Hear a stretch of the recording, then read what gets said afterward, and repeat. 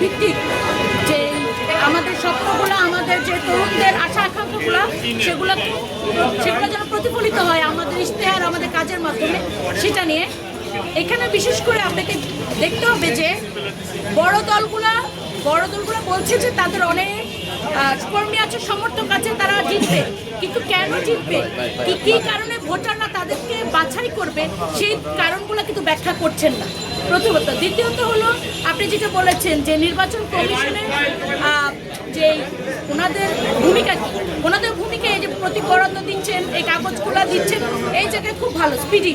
But যখন আমরা মাঠের যে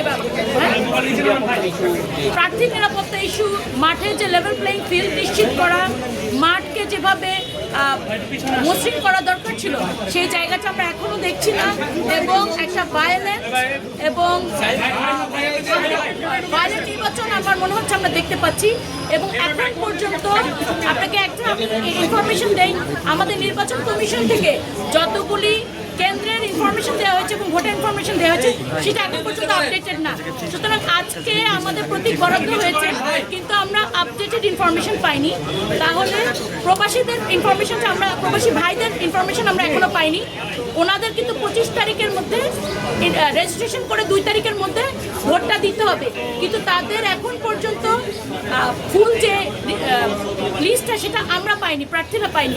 তাহলে আমরা এই প্রবাসী ভাইদের কাছে রিচ কীভাবে করবো এবং আমাদের ভোটটা কীভাবে ওনারা ঠিক মতো জায়গা মতো দেবেন, সেই জায়গাগুলো ক্লিয়ার না।